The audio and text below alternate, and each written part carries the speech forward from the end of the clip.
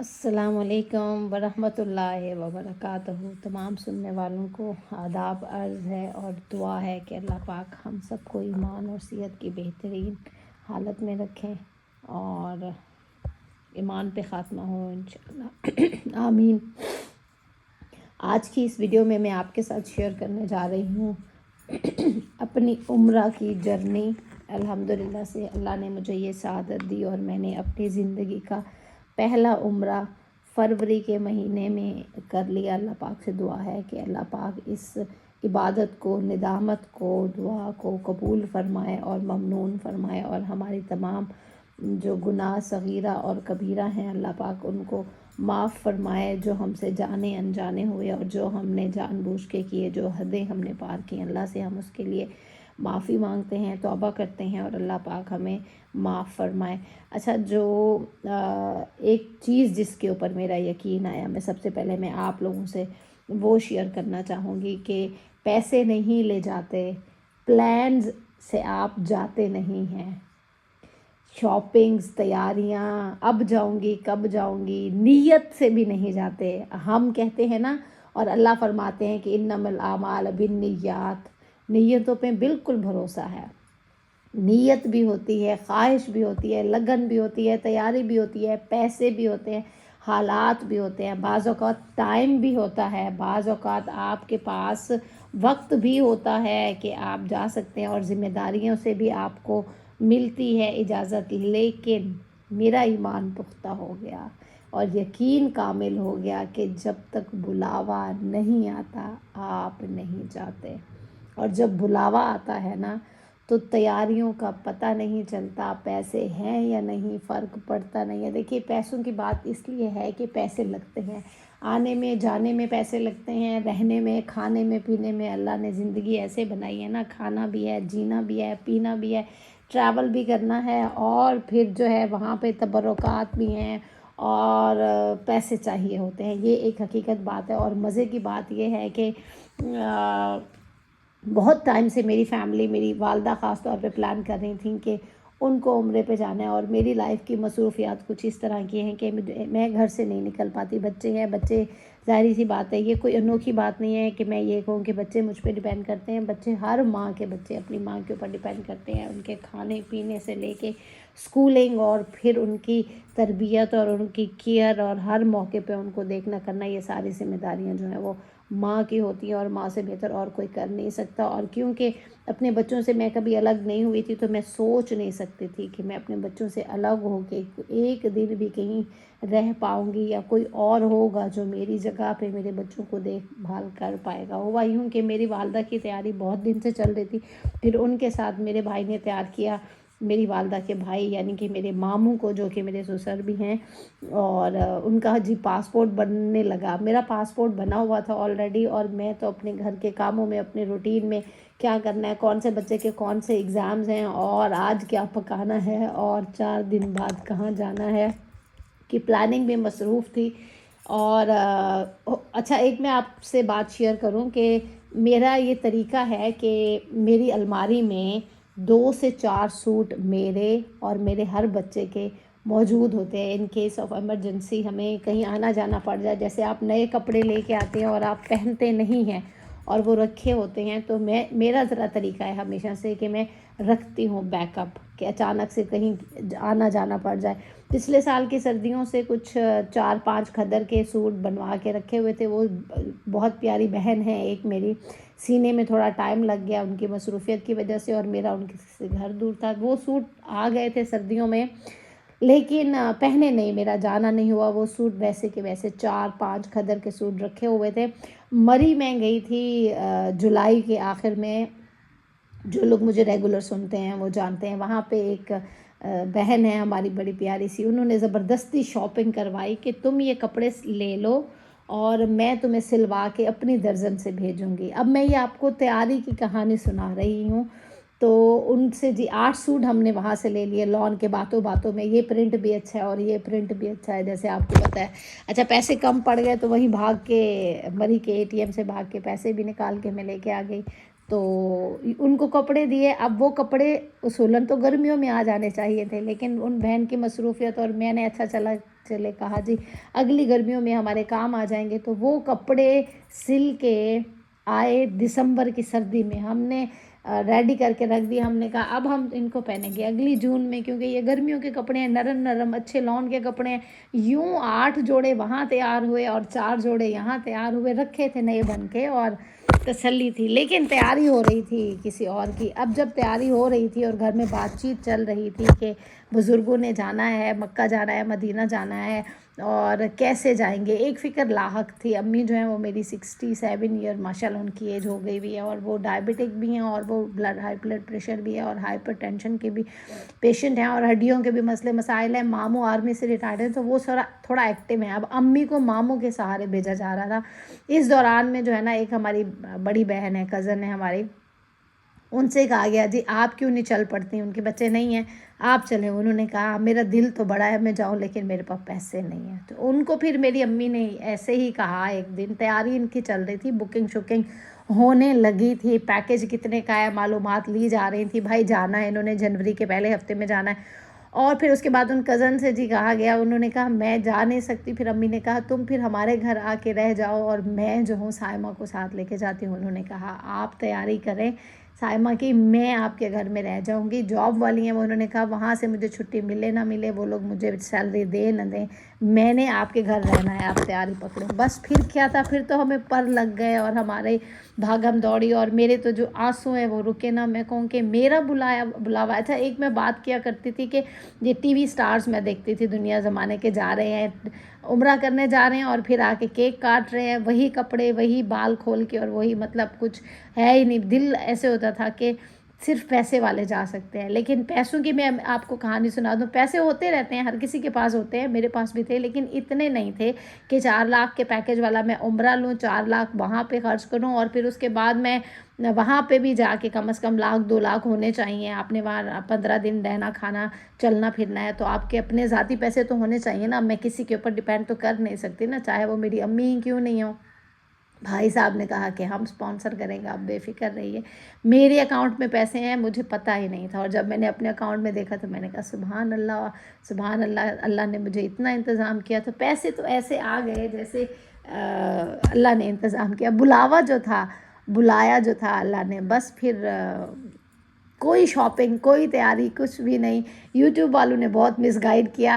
Packing میں کیا لے کے جاتے ہیں اس کی میں علیحدہ سے ضرور ویڈیو بناؤں گی. جو لوگ مس گائیڈ کرتے ہیں اور عجیب عجیب چیزیں بیگ میں ڈھونڈواتے ہیں, جی شیرنی کے بال لے کے آئے, اور مچھلی کے پائے, اور ہرنی کا دودھ, اور گھوڑے کی دم, پتہ نہیں اللہ معاف کرے. توبہ, میں اللہ سے معافی مانگتی ہوں, پتہ نہیں لوگ کیوں اس طرح کی ناممکنات چیزوں میں لوگوں کو پھنسا کے رکھتے ہیں. تو اس طرح سے تیاری ہوئی. اور ہسبینڈ صاحب جو ہے وہ, ان کو پریشانی تھی کہ مت جاؤ اور ایسے ہے, میں لے جاؤں گا. میں نے کہا آپ نے لے جانا ہے لے جائیے گا, ابھی تو میں جاؤں گی. بس پھر جہاز کو پر نہیں لگی, ہمیں پر لگ گیا, اور یہ بلاوا آیا بغیر تیاری کے, بغیر خرچے کے, بغیر پلاننگ کے. اللہ نے مجھے جہاز میں بٹھا دیا, اور وہ دن بھی آیا. یہاں سے گھر سے ہی ہم نے احرام باندھے, نوافل پڑھی, اور سعودی ایئر لائن تھی, ڈائریکٹ فلائٹ تھی لاہور سے جدہ, اور ہم پہنچ گئے جدہ. اور وہاں سے پھر کیونکہ گاڑی کا بہت زیادہ ٹائم ہوتا ہے, اور جدہ ایئرپورٹ پہنچے ہیں تو وہاں پہ تو دنیا اور ہو جاتی ہے نا. آپ کو وہ نواں آیا سونیا والا حساب کتاب ہوتا ہے. تو وہاں جا کے رش, ہمارے ساتھ ایک اور انڈونیشین فلائٹ بھی لینڈ ہوئی, تو رش اور بڑھ گیا. اور وہ لائنیں اتنی لمبی امیگریشن کی, یہاں پہ بھی امیگریشن میں لائنیں تھیں. اچھا بیچ میں وہ میڈیکل سرٹیفکیٹ کی بھی کہانیاں تھیں. خیر ہو گئی, میرے اللہ نے اتنی آسانیاں کیں کہ مجھے کوئی مشکل پیش نہیں آئی, اور میرے سارے کام ایسے آسان ہوئے کہ جیسے, اب میں تو بہت گنہگار ہوں, لیکن مجھے لگا کہ اللہ کی مدد آئی ہے, اور اللہ کی مدد آتی ہے, گنہگاروں کو بھی اللہ کی مدد آتی ہے, اور آئی. اور دیکھیے میں چلی گئی اللہ کے گھر, اور جب وہاں پہ پہنچے, رات کو ہم مکہ پہنچے, عشاء کی نماز جا کے 79 نمبر گیٹ کے سامنے. ہمارا تو منزل ہی وہی 79 نمبر گیٹ ہے. مسجد الحرام کا گیٹ نمبر 79, اور مسجد نبی کا گیٹ نمبر 21 زندگیاں بدلتا ہے. احساسات بدلتا ہے، خوش نصیب بناتا ہے اور آپ کو دیدار کرواتا ہے، کبھی کعبہ کے تو کبھی روضہ کے. کیا بات ہے، کیا بات ہے، سبحان اللہ. ابھی تک میں اس فیل میں ہوں کہ میں وہاں ہو کے آئی ہوں. میں نے وہ سب اپنی آنکھوں سے دیکھا ہے، کعبہ کے سامنے سجدے کیے ہیں. جب اس کے اندر داخل ہوئے ہم لیٹ نائٹ عشاء کی نماز کے بعد، تو جب پہلی نظر پڑی کعبہ پہ تو ایسے لگا کہ پتہ نہیں میں کہاں، میں اور یہ مقام، اللہ اللہ، کعبہ میرے سامنے اور اللہ کا گھر میرے سامنے. اور وہاں جا کے جب نوافل پڑھے، سجدہ کیا اور سجدے میں سر اٹھایا تو سامنے کعبہ. ساری زندگی ہم نے ٹی وی میں دیکھا، کتابوں میں پڑھا، اور آج ہمیں اصل میں مل رہا ہے جب ہم کہتے ہیں کہ اہدنا الصراط المستقیم. اور وہ سامنے اس کا گھر ہے، اس رب کا جس سے ہم سارا دن صراط مستقیم مانگتے ہیں. اور وہاں جا کے الحمدللہ میں نے صلوات و تسبیح پڑھی. صلوات و تسبیح تو خیر میں نے روزانہ پڑھتی رہی، لیکن اتنا رونا آیا کہ پہلے تو اپنے نصیب پہ یقین نہیں آیا. پھر اللہ کے سامنے کھڑی ہوں، اللہ میرے سامنے کھڑا ہے. یہ ایک بہت بڑا رتبہ ہے کہ میں یہ فیل اپنے اندر لے کے آؤں، لیکن میں اللہ کے سامنے کھڑی ہوں، اللہ کے سامنے حاضر ہوں. اور وہ تلبیح اور وہاں پہ رش اور لوگ دنیا. اور پھر ہم نے وہاں پہ جا کے طواف شروع کیا اور دعائیں مانگی اللہ سے، اور رونا نہ رکے کہ اپنی قسمت پہ جو ہے وہ ناز ہی ناز ہو آپ کو، اور آپ کہیں کہ یہ میں اللہ کے گھر کے سامنے کیسے آ گیا. اور وہاں پہ رش اتنا زیادہ تھا کہ میری امی بزرگ ہیں، کیونکہ ان کی اسٹک ہے ہاتھ میں، ان کا ہاتھ پکڑ کے ان کو میں نے طواف کروایا. کبھی وہ میرے کندھے پہ ہاتھ رکھتی تھی، کبھی ان کا ہاتھ نہیں چھوڑا میں نے مسلسل. اور جب ہم طواف کرتے ہیں نا تو پہلے چکر میں آپ شروع میں بغیر رش والی جگہ سے جب جاتے ہیں تو ایک مقام آتا ہے کہ جگہ وہاں پہ بنتی چلی جاتی ہے، ایک گیپ آ جاتا ہے. لوگ گروپس میں بھی ہوتے ہیں، لوگ اکیلے بھی ہوتے ہیں، فیملیز نے بھی ایک دوسرے کے ہاتھ پکڑے ہوتے ہیں کہ چھوڑنا نہیں ہے. رش بہت زیادہ ہوتا ہے کیونکہ تو بس وہاں پہ جو ہے اندر جاتے جاتے جب ہم مقام ابراہیم پہ پہنچے تو اور زیادہ رونا آیا. اس کو ہاتھ لگانا، اس کو چومنا، وہاں تک پہنچنا. مقام ابراہیم پہ بہت رش ہو جاتا ہے. اب مقام ابراہیم خانہ کعبہ کے کافی قریب ہے. جب آپ تیسرے چکر میں تو آپ مقام ابراہیم پہنچ ہی جاتے ہیں. جب مقام ابراہیم پہنچے ہیں تو پھر وہاں پہ اب میں نے امی کا ہاتھ پکڑا ہوا تھا اور رش بہت زیادہ تھا، اور میں ان کو بچاتی پھر رہی تھی ان کے دونوں کندھوں سے پکڑ کے کہ دھکا نہیں پڑے میری امی کو. اور ان کو پھر آگے لے کے گئے. اور ہم جب 3 لائنوں کے گیپ سے خانہ کعبہ کے پاس کھڑے تھے اور حسرت سے دیکھ رہے تھے کہ اتنے رش میں ہم اندر کیسے جائیں گے. ایک اللہ کا بندہ آیا، اللہ جانے انسان تھا یا فرشتہ تھا، ہم تو اس کو فرشتہ کہیں گے. اس نے کہا آپ نے غلاف کعبہ کو چھونا ہے؟ تو آنسو ہو کہ رکے نا. اور ہم امی نے اس کو کہا ہاں. اس نے امی کا ہاتھ پکڑا اور میں نے امی کا ہاتھ پکڑا، اور وہ ایسے ہمیں اس بھیڑ میں سے نکالتا ہوا لے کے چلا گیا کہ اگلے لمحے ہم غلاف کعبہ کے سامنے کھڑے تھے. اتنے قریب کھڑے تھے کہ میں نے ہاتھ لگایا، میں نے بوسہ دیا، امی نے ہاتھ لگایا، وہاں پہ اس کے ساتھ کھڑے رہے، دعائیں مانگی، اللہ سے معافیاں مانگی. اور پھر اس نے کہا بس. اور امی نے اس کو اتنی دعائیں دی، میں نے اس کو اتنی دعائیں دیں، اس کو پیار کیا. امی نے اس کے سر پہ ہاتھ پھیرا اور پھر اس رش سے اس نے ہمیں واپس نکالا، اور پھر وہ ہمیں وہاں نظر نہیں آیا. سبحان اللہ، وہ منظر تھا اور وہ فیل تھی، وہ ایک سعادت تھی جو ہے ابھی بھی آنکھوں میں ویسے ہی تازہ ہے. پھر وہاں سے نکلے تو کیونکہ ہمیں معلوم نہیں تھا، جدھر کو لوگ جا رہے تھے صحیح کے لیے آب زمزم پیا ہم نے، اور صحیح کے لیے جب گئے تو لفٹ میں اچھا جو الیکٹرک سٹیئرز ہوتی ہیں امی تھوڑا اوائڈ کرتی ہیں ان کو، وہ چل نہیں پاتی، تو پھر ان کو جب لفٹ میں لے کے گیا وہ لوگ گائیڈ کرتے ہیں. لفٹ والا ہمیں 6ٹھی منزل پہ لے کے گیا. وہاں پہ شٹل کار جو ہے نا اس میں 50 ریال پر پرسن ٹکٹ لے کے تو 7 چکر لگ رہے تھے. ہم تھکے ہوئے تھے، رات کا بہت لیٹ ہو چکا تھا، صبح 6 بجے یہاں گھر سے نکلے ہوئے تھے اور ٹریولنگ میں تھے مسلسل، اور کھانے پینے کا بھی کوئی حساب کتاب نہیں تھا. تو پھر اس کے بعد جو ہے جب ہم پہنچے ہیں وہاں پہ تو بیٹھ کے ہم نے گاڑی میں وہ والا صحیح تو کر لیا، لیکن ایک تھا کہ یہ کیسا صحیح ہم نے کیا ہے. امی کو تھا کہ کیونکہ میں تو میرے ساتھ بزرگ تھے، ان کے ساتھ بیٹھ کے وہ گاڑی میں ہی وہ صحیح کیا. تو وہاں سے پھر باہر نکلے، جب صحیح کر کے باہر نکلتے ہیں تو آپ کو مسجد الحرام کی بیک سائڈ پہ نکلنا ہوتا ہے، اور وہاں پہ بھی ایک سما ہوتا ہے، لوگ بال کاٹ رہے ہوتے ہیں، خواتین جو ہیں وہ بال کاٹ رہی ہوتی ہیں، اور آدمی حضرات وہاں سے نکل پڑتے ہیں اور وہ حجام کی دکان پہ جا کے تو اپنے سر منڈاتے ہیں پورا۔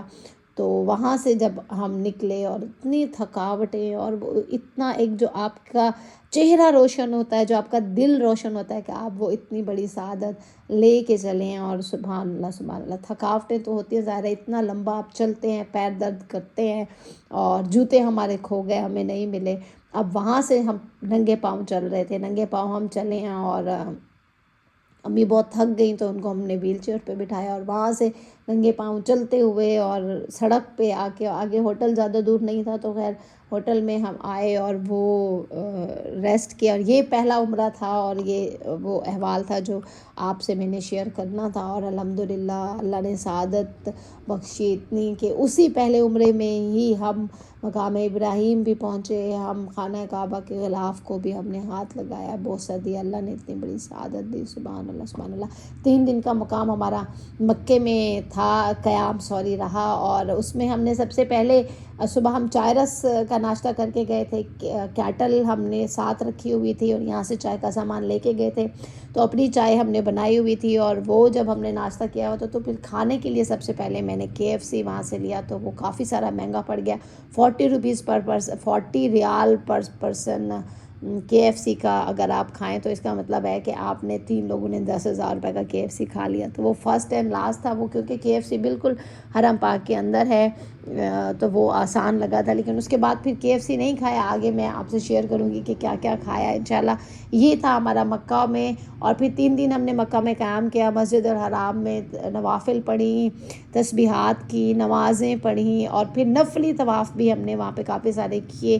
میں نے سارا ٹائم اپنی امی کے ساتھ گزارا، ان کے مطابق میں نے یہ وہاں پہ اپنا اسٹے کیا، عمرے بھی اور تمام عبادتیں بھی بآواز بلند، ایک صلاۃ و تسبیح میں نے ان کو پڑھائی جب ہم نیکسٹ ڈے گئے خانہ کعبہ، لیکن اس میں پھر ظاہر ہے وہ شور ہوتا ہے، آواز نہیں آ پاتی، تو اس کے بعد پھر میں نے انڈیویجول پڑھی۔ اور صلاۃ و تسبیح ایک ایسی عبادت ہے کہ اگر زندگی میں بھی ایک بار پڑھ لیا جائے تو گناہ معاف ہو جاتے ہیں، اور بہت اس کی سعادت اور فضیلت، اور الحمدللہ میں وہاں پہ اپنے قیام کے دوران روزانہ صلاۃ و تسبیح پڑھتی رہی، الحمدللہ اللہ نے مجھے اتنی ہمت دی، میں نے بزرگوں کا خیال بھی رکھا، کھانے بھی کھائے۔ اچھا، ایک ویڈیو میں علیحدہ سے کھانوں پہ بناؤں گی کہ آپ کم بجٹ میں اور اچھا کھانا آپ کیسے کھا سکتے ہیں۔ کھانے بہت اچھے ملتے ہیں وہاں پہ، میں کسی چیز کا گھلا ہی نہیں ہے، وہ میرے اللہ کا گھر ہے وہاں پہ، یقین کریں یہ 3 دن ایسے گزرتے چلے گئے۔